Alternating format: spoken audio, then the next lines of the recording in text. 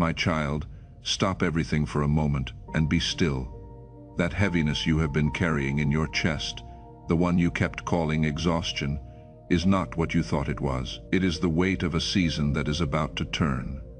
Something tried to keep this message from reaching you today. A distraction, a heaviness, a reason to keep scrolling and never hear my voice. But you paused, you stayed, and most people would have already moved on. You did not, my child. And that was not an accident. You did not find this by chance. You found it because you are finally ready, and I made sure it reached you at the exact moment your heart could receive it. Most people who began the same season you have been walking would have already turned back by now. They walked away when the pressure became too much, when the waiting stretched too long, when the silence felt like abandonment. You did not walk away, my child. You stayed, you bent, but you did not break. You kept getting up in the mornings that gave you no reason to rise. You kept whispering prayers into a silence you were not sure anyone was hearing. And that endurance, which felt to you like nothing more than survival, was the very thing that carried you all the way here to the exact edge of your turning. I did not bring this word to a spectator. I brought it to a finisher, to the one who was still standing when others sat down. That is why it is safe for me to say what I am about to say. You could not have received it a year ago. You can receive it now. Hear me clearly, my beloved. The door to your past did not close because I forgot you. It closed because the season you were in could no longer hold what I am about to release. You kept trying to force that old door back open, and I kept holding it shut. Not to punish you, but because I refused to send you backward when everything in me is moving you forward. What felt like rejection was redirection. What felt like loss was preparation. And what felt like a waiting room was never a prison. It was a forge. Let me tell you why I could not speak this to you sooner, my beloved. I do not rush to speak when a heart is still braced against me. I wait for the moment the soil is finally soft enough to receive the seed without it bouncing off the surface. And for a long time your heart was hard. Not because you were rebellious, but because it had been bruised so many times that guarding itself was the only way it knew how to survive. You built walls out of disappointment. You stopped expecting good things, because expecting them and being wrong had cost you too much. I understood that. My child, I never once condemned you for it, but something has shifted in you recently, something you may not yet have words for. The walls have begun to come down, not because your circumstances finally improved, but because your spirit grew tired of living small. That restlessness you have been feeling, that holy discontent with the life you had been settling for, is not you falling apart. It is you waking up, and a soul that is finally awake is a soul that is finally ready to receive what a sleeping soul would have slept right through. If something in your chest just tightened as I said that, my child, if your shoulders feel heavy right now in a way you cannot fully explain, do not brush it off as only tiredness. That is your own spirit recognizing that the season is turning, and that the weight you carried was never meant to bury you. It was meant to build you. There is a difference between the weight that crushes and the weight that strengthens. My child, and for a long time you could not tell which one you were under. A weight that crushes leaves you smaller each time it presses, but a weight that strengthens is like the resistance a muscle is made to push against. Heavy in the moment and building capacity underneath. You have been under the second kind all along. Even in the seasons you were certain it was the first. My child, that is why you are still here. A crushing weight would have finished you years ago. The fact that you kept rising under it is the proof that it was never crushing you. It was preparing you to carry the very thing that used to feel impossible. And one day soon you will lift what once would have broken you, and you will barely feel the strain because the weight already trained you for it in the dark. My beloved, so let me hear your agreement. Type, I feel the season turning. When you type it, you are not leaving a comment. You are agreeing out loud with what I am declaring over your life, and heaven is listening for your voice. Stay close to me, my beloved. Follow this voice and subscribe. Not to a channel alone, but to a steady flow of words I am using to keep your spirit awake in a season that is finally shifting in your favor. There are words coming that are meant for exactly where you are standing, and I do not want you to miss a single one of them. Let me tell you what I have seen, my child. because you have believed a lie about how alone you have been.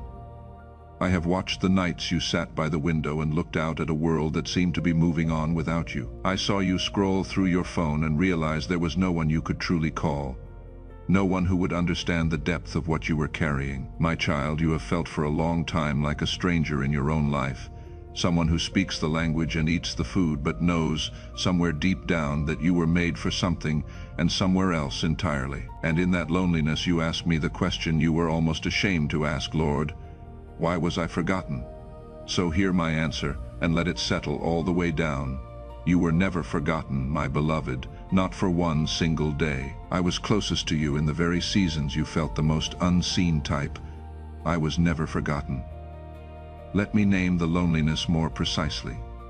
My child, because part of what has hurt you is that no one ever named it. It was not the ordinary loneliness of being without company. You could be in a crowded room and feel it just as sharply. It was the loneliness of carrying something no one around you could see. You would try to explain the weight you felt, and people would offer you advice for a problem that was not your real problem. They saw your circumstances. They could not see your assignment. And so you learned to stop explaining. You learned to smile and say you were fine while a whole world moved inside you that no one had the eyes to witness. That kind of hiddenness is exhausting, my beloved, and you have lived in it for years. But hear me carefully. The very thing that made you feel like a stranger is the thing that marks you as chosen. You did not fit because you were never meant to blend in. You felt set apart because you are set apart. The isolation was not rejection, it was consecration. I was keeping you undiluted, protecting the thing in you from being watered down by rooms that could not carry it, until the day came when I would finally surround you with people who could. That day is closer than you think, my beloved. The isolation was never meant to be permanent. It was a season, not a sentence. There are people I have been preparing in places you have not yet been, people who will not need you to explain the weight because they carry a version of it themselves. People who will look at you and see the assignment and not just the circumstances. Beloved, you have grown so used to being the one who understands everyone else while no one understands you, that you have almost stopped believing the other kind of relationship exists. But it does, and it is coming. I am not only restoring your provision and your purpose, I am restoring your belonging. My beloved, the stranger in you is about to find its family, and the loneliness that felt like it would last forever is about to end, not because you finally learned to blend in, but because I am bringing you the ones who were always meant to stand beside you. Now let me speak to you about restoration, because you have carried the ache of lost years, and I do not want you to misunderstand what I am about to do about them. For it is written, I will restore to you the years that the locust has eaten. Joel 2:25. Look closely at that word restore, my child. In the Hebrew it comes from the root shalom, the same root that gives us the word shalom. And shalom does not simply mean to hand back what was taken. It carries the sense of being made whole again, of being made complete, of a debt being repaid in full until nothing is left owing. So when I speak of restoring your years, I am not talking about returning you to where you were before the loss. My child, I am talking about making you whole in a way you have never been. Where you have been counting what the locust ate, I am counting what I am about to complete in you. You have been adding up your losses. I have been preparing your wholeness. Type God is making me whole again, and understand what wholeness actually means, my beloved, because it is greater than getting things back. A person can have everything returned to them and still be broken inside, still flinching, still braced for the next loss, still unable to enjoy what they hold because they are certain it will be taken again. That is not what I am doing. I am not only returning what the locust ate, my child, I am healing the part of you that the losing wounded. I am restoring your ability to trust, your ability to rest, your ability to receive good things without waiting for the catch. The years the enemy stole were not only years of provision or opportunity, they were years of peace, years of joy, years of feeling safe in your own life.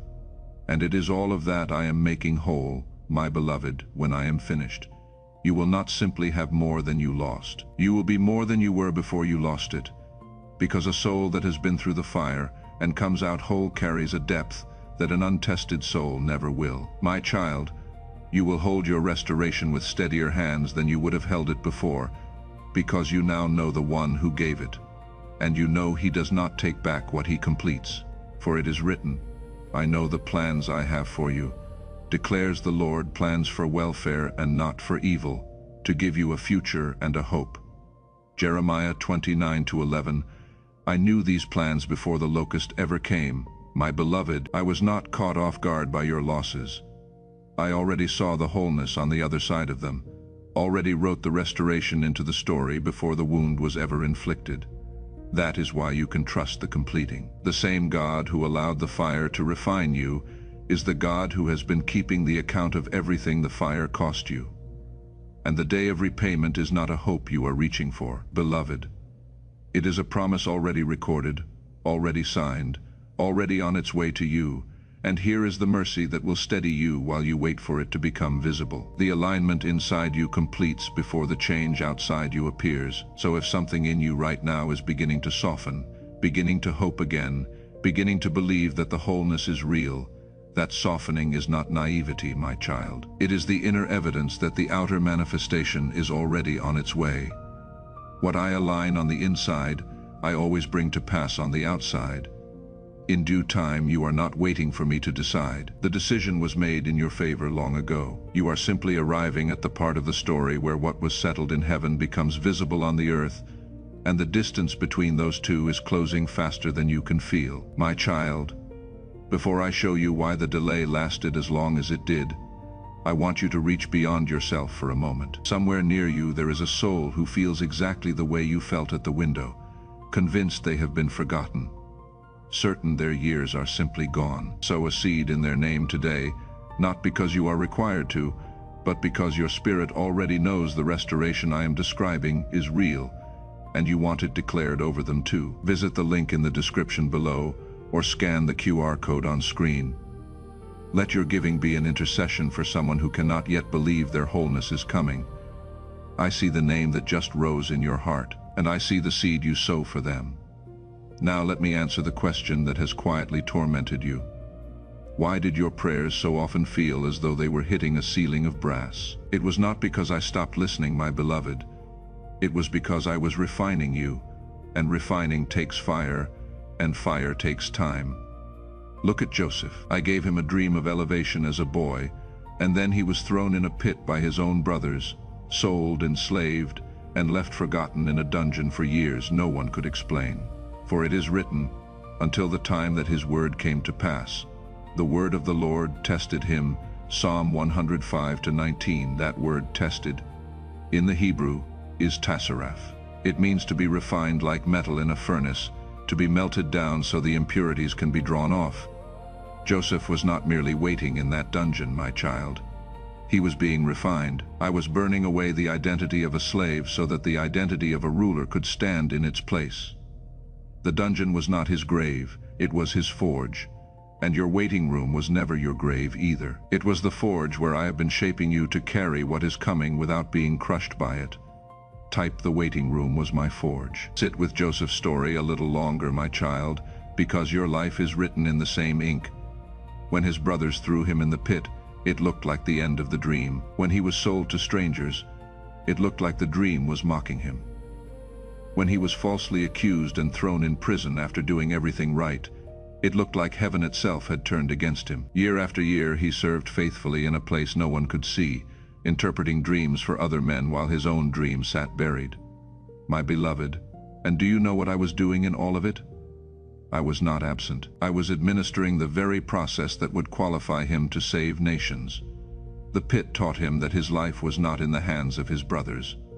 The slavery taught him faithfulness in small things. My child, the prison taught him to steward authority before he ever held a title. By the time he stood before Pharaoh, nothing could shake him, because everything that could shake him had already been shaken loose in the dark. My beloved, you have been in your own pit, your own years of serving faithfully where no one applauded, your own seasons of doing right and watching it seem to cost you. Do not read that as my absence. Read it as my forge. The same hands that let Joseph go down into the pit were the hands that lifted him to the second highest throne in the world, and not one day of the descent was wasted in the ascent. Stay with me a little longer, my beloved. Follow and subscribe so this voice can keep reaching you, because what I am about to release is for the ones who stayed long enough to hear the whole truth and let it change them. I know there is a thought you have carried that you are ashamed to admit to anyone. In the raw honesty of the night, you have looked at the people who lie and cheat and seem to prosper anyway, and you have looked at your own life of prayer and fasting and struggle, and you have felt a bitter question rise. Why do they get ahead while I can barely keep my head above water? Why does it look like I am handing out promotions to people who do not even know my name while I ignore the one who seeks me? My child, I am not angry at that honesty. I would rather have your honest ache than your polite pretending, and I want you to know that I did not only hear the honest ache, I recorded the faithfulness underneath it. I saw that even while you questioned me, you did not leave me. I saw you keep praying through the doubt. I saw you keep showing up to serve when no one thanked you and nothing changed. I saw the times you chose to bless instead of curse, to forgive instead of retaliate, to keep your integrity when cutting the corner would have been easier, and no one would have known. You called those moments ordinary, my child. Heaven called them evidence. Every one of them is written down, and none of it will be wasted, because I do not forget the labor of love done in my name. The reward of a faithfulness practiced in secret is a promotion released in the open, and the ledger of your hidden years is being read aloud in heaven right now. My child, so let me tell you the truth about what you were seeing. Their prosperity is built on a foundation I did not lay, and what is not built on me cannot last, no matter how tall it rises for a season. But what I am building in you, I am building to stand. I would rather make you slowly into something unshakable than make you quickly into something that collapses the first time the wind turns. Type, I am built to last. You are not the first of my children to be tormented by that question. My beloved, my servant Asaph, wrote about it long ago. He said his feet had almost slipped, because he grew envious of the arrogant when he saw the prosperity of the wicked. He looked at people who mocked me and seemed to have no struggles, whose bodies were strong and whose lives seemed easy, and he nearly lost his footing over it. For it is written, when I thought how to understand this, it seemed to me a wearisome task, until I went into the sanctuary of God. Then I discerned their end. Psalm 73 to 16:17. Do you see what changed for him, my child? Not his circumstances, his vantage point, the moment he stopped comparing his middle to their middle and looked instead at where each road was leading. Everything reordered itself. What looks like prosperity built without me is a house raised on sand, impressive for a season, and then gone in the storm. What I am building in you may rise more slowly, but it is founded on rock. And when the storm comes, and storms come for everyone, you will still be standing while what dazzled you has washed away. Do not envy a fast rise on a weak foundation. You were never meant to be a firework. You were meant to be a mountain. And hear the promise hidden inside the delay, my beloved. For it is written, humble yourselves therefore under the mighty hand of God, so that at the proper time he may exalt you. 1 Peter 5-6. Notice that the exalting is my work, not yours. And notice that it comes at the proper time, not the early time and not the late time. The low place you have been walking was never me holding you down, my beloved.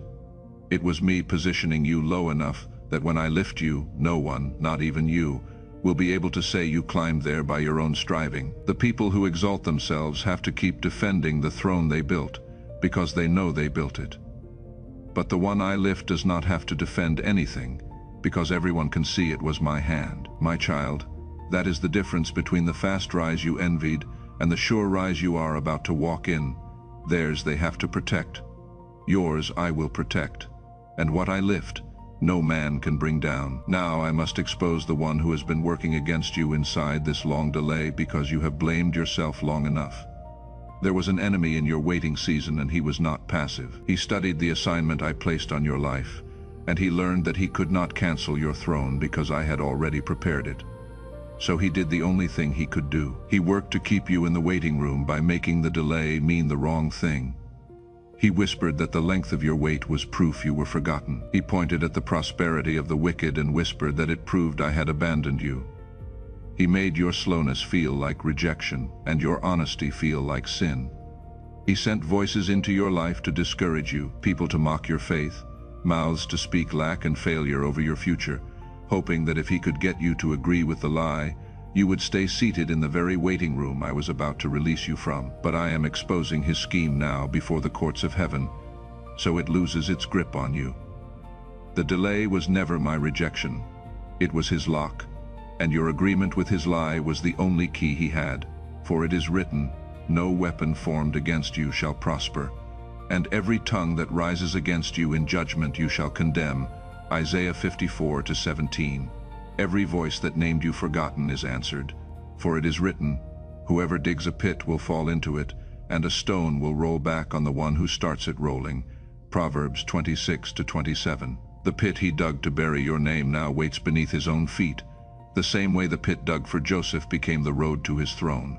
And for it is written, "What they meant for evil God meant for good, to bring about the saving of many lives." Genesis 50:20. Every year the enemy tried to steal through the delay I was using as the forge. He meant the waiting room to be your grave. I made it the place your crown was forged. Understand his oldest trick, so it never works on you again. He does not usually attack the chosen with obvious evil, because the chosen would recognize obvious evil and resist it. He attacks with interpretation. He cannot change what happens to you, so he fights to control what you believe it means. The delay was neutral. He supplied the meaning. The closed door was neutral.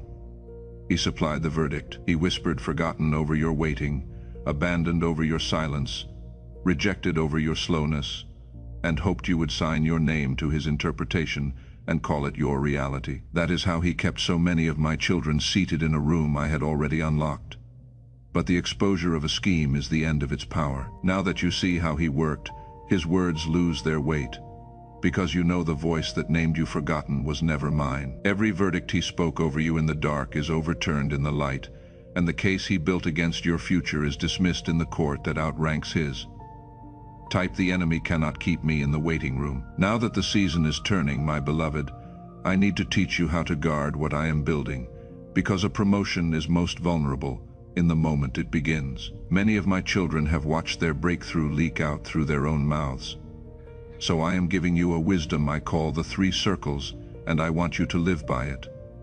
Picture 3 circles of light around your life. The innermost circle is for you and me alone. This is where your secret dreams and the rawest words I have spoken over you must live, and the rule of that circle is silence. You do not speak those things out loud to just anyone, my child, because the enemy cannot read your mind, but he can hear your words, and he moves against what he hears. The middle circle is small.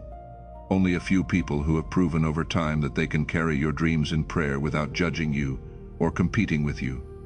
You share there only for covering, and the outer circle is for everyone else. And the rule there is simple.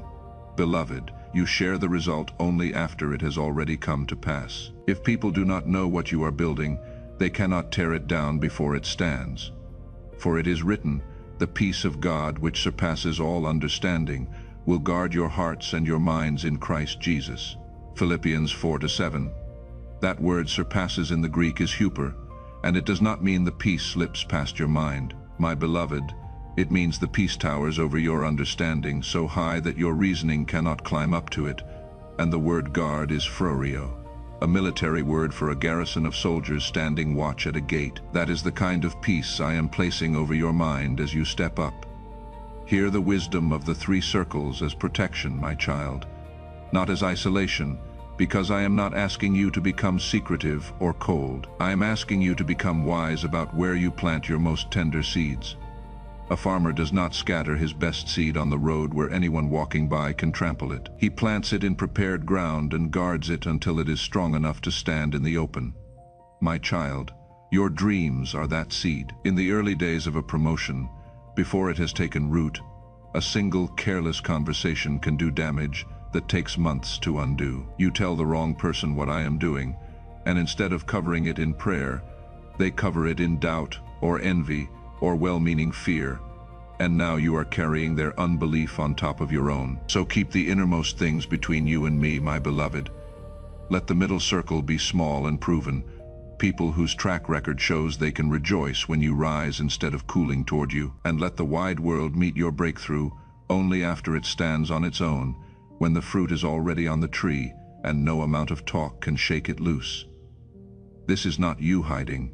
This is you stewarding. The most fruitful seasons of your life will often be the quietest ones, because what I am doing in secret is not yet ready to survive an audience. Learn to love the hidden place, my child, instead of resenting it. The hidden place is where I do my deepest work, because it is the one place the noise of other people's opinions cannot reach. In the hidden place you are not performing, you are becoming. In the hidden place your roots grow down while no one is watching the branches, my child, and a tree that spends its early life growing roots, instead of rushing to show fruit, is the tree that will still be standing when the drought comes for everyone else. You have spent years in the hidden place, and you resented every one of them, believing your life was passing you by. But I was growing your roots, and roots grown in a long hidden season are what allow a life to hold weight in a public one without toppling over. My beloved, what looked like your life being wasted was your foundation being poured, and you cannot build a high life on a shallow foundation. I was not wasting you. I was founding you. You will not always understand how I am going to do it, my beloved, but you will have a peace that stands guard over you like a soldier while I do it. Type, I will guard what God is building. Let me show you this in a life, my child. There was a chosen one whose career came to the edge of total collapse. A contract he had spent years building was suddenly canceled, and he was devastated. But instead of panicking or defending himself publicly, he did something rare. He grew quiet. He stepped back from the noise. He spoke only to the two people in his middle circle, and he stayed faithful in the hidden place while everything looked like it was falling apart. He did not campaign for himself. He did not broadcast his pain. He simply kept trusting me in the silence. And in that silence, a company that had never met him found his old work and felt drawn to reach out. They offered him a contract that was double what he had lost. He proved himself in the hidden place before I promoted him in the open. He was faithful when he was forgotten, and now he is unforgettable. That is my pattern, my beloved, and it is your pattern too. Notice what he did not do, because it is as important as what he did. He did not argue his case in public. He did not post his pain for strangers to judge. He did not try to force a door by beating on it with his own frustration. He simply went low and went quiet and stayed faithful. And in that silence I was free to work on his behalf without his striving getting in my way. So much of what my children call waiting is actually noise. The noise of them trying to fix in the open what I can only complete in the hidden place. When you finally grow quiet, you are not giving up, my child. You are getting out of my way. Type, I move from forgotten to unforgettable. My child, there is a soul near you right now who is in the exact collapse that man was in, standing in the wreckage of a canceled dream, certain it is over. Sow a seed in their name as you cross into your own new season, and let it be an agreement that says, the God who is lifting me out of the pit is reaching for them too. Visit the link in the description below or scan the QR code on screen. My child, let your open hand testify for someone whose hands are still buried in the rubble. I see the name that just rose in your heart, and I see the seed you sow for them. Now I must speak to the fear you have not admitted, because it is standing between you and the crown. Part of you has been praying for this breakthrough, and part of you is terrified of it. In the middle of the night, a voice whispers, what if I finally get it and I ruin it? What if success turns me into someone I do not recognize? What if I step into the light and everyone finally sees that I am a fraud? You have watched others get blessed and then fall apart in public, and you are afraid that you are next. But hear me, my child, because I am about to reframe that fear entirely. That fear is not a sign of your weakness. It is a sign of your readiness. You are afraid because you actually understand the weight of what I am about to place on you. For it is written, our light affliction, which is but for a moment, is working for us a far more exceeding and eternal weight of glory. 2 Corinthians 4:17. Glory has weight, my beloved. The ones who crashed had no fear because they had no awareness of the weight they were carrying. Your reverent fear is the very thing that proves you can be trusted with it. So do not let the enemy use your fear to send you backward. The fear is not a stop sign. It is a readiness indicator, and let me speak directly to the deepest of those fears, my child. The one that says, when they finally see the real me, they will know I am a fraud. I know that voice well because it has whispered to almost every one of my chosen ones on the edge of their elevation. Moses heard it and said he was not eloquent enough. Gideon heard it and hid in a winepress, calling himself the least of the least. Jeremiah heard it and said he was only a child. Every one of them stood at the door of their calling, convinced they were the wrong person for it. And do you know what I said to each of them? Not, you are right. Let me find someone more qualified. I said, I will be with you.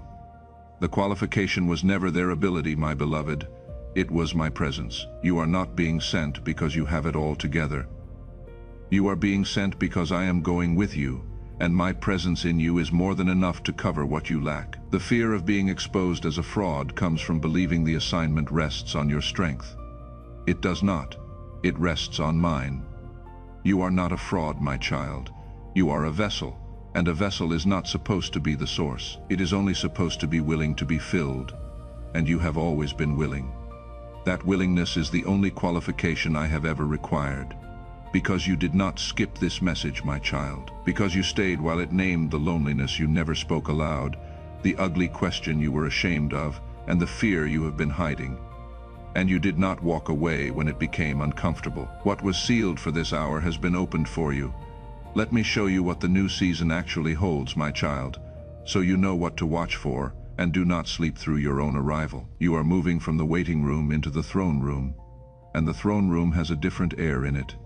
In the waiting room, you were always bracing for the next disappointment. In the throne room, you will begin to expect good, and your expectation will not be foolishness. It will be faith finally agreeing with my promises. Things that confused you for years will suddenly make sense, as though a light came on in a room you had been stumbling through in the dark. Doors that were hidden will become visible, not because they were not there before, but because you were not yet ready to walk through them.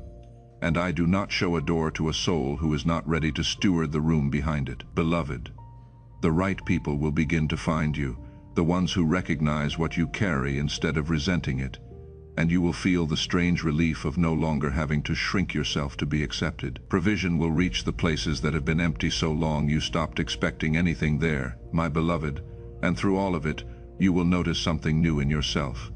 A steadiness, a quiet, an ability to hold good things without gripping them in fear. That steadiness is the fruit of the forge, my beloved. It is the thing the waiting was building. You could not have carried this season as the person you were before. You can carry it now because of everything you survived to get here. And do not be afraid that you will not recognize the doors when they open. You will.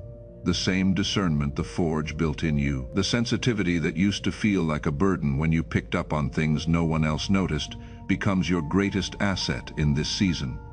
Because now that sensitivity will help you recognize the right people, the right rooms, and the right assignments the moment they appear. What felt like too much feeling in the waiting room becomes precise spiritual instinct in the throne room.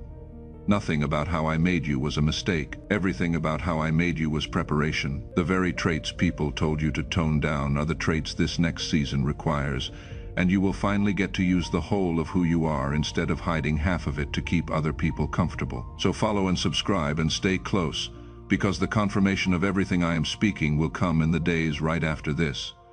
And I do not want you standing alone when it does. Hear one more warning, spoken in love because I want you protected on the other side of this door. In the days right after this, the old bracing will try to come back, and the enemy will send it wearing the costume of realism. A voice will say, "Do not get your hopes up. Nothing has actually changed. This was just an emotional moment, and tomorrow you will be right back where you were." When that voice rises, and it will, my child, do not argue with it, and do not fear it.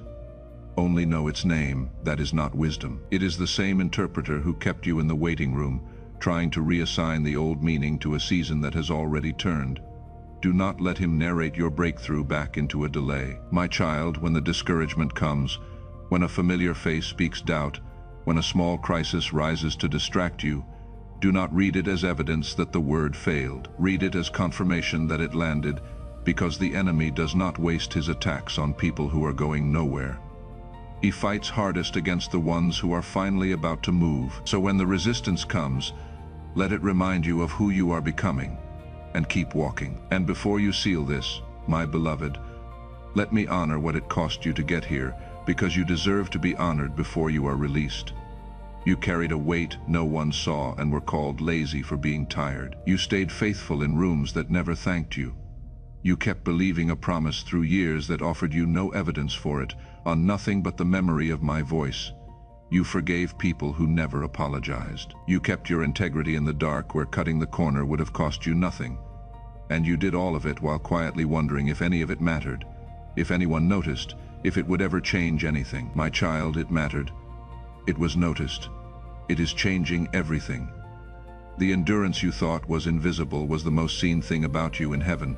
So do not step into this new season feeling like you scraped in by luck. You earned your place in the forge, one faithful choice at a time, and now the one who watched every choice is calling your name out of the fire. So now, my beloved, do not only feel this, seal it. Place your hand over your heart and declare this with me, out loud, as someone who has finally stepped out of the waiting room. I am not forgotten, and I never was. My waiting room was not my prison. It was my forge. The years the locust ate, my God is restoring, and he is making me whole. I release the shame of my honest questions. My child, I am built to last. I will guard in silence what God is building in me. My fear is my readiness, not my disqualification. I move from hidden to elevated, from forgotten to unforgettable. I am finally ready, and I say yes to everything I was created to carry. In the name of the Father, and of the Son, and of the Holy Spirit. Amen. Let those words settle all the way down, my child. And if this word has reached the exact place you have been guarding, sow one final seed in the name of the person who is on your heart right now, the one you know this message was truly meant for. Visit the link in the description below, or scan the QR code on screen. Let it be your open hand agreeing with the throne room I am moving you into. And stay close to this voice, my beloved. Follow and walk this new season out, because what I am about to do will come, and you were made to be standing in it. You are no longer in the waiting room, my child. The court of heaven has already ruled in your favor, and I have signed your release. Every accusation the enemy filed against your future has been thrown out. Every charge of unworthiness, every sentence of forgotten, every verdict of too late, has been overturned by the only judge whose ruling is final. You do not have to win a case that has already been decided, my child. You do not have to argue your way into a room you have already been given the key to.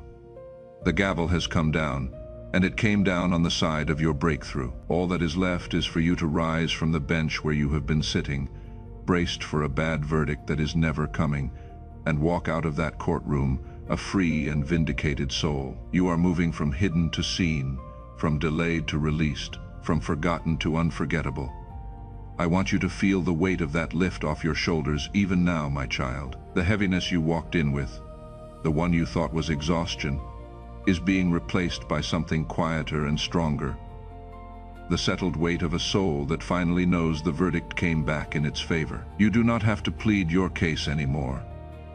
You do not have to prove you are worthy of the room you are entering.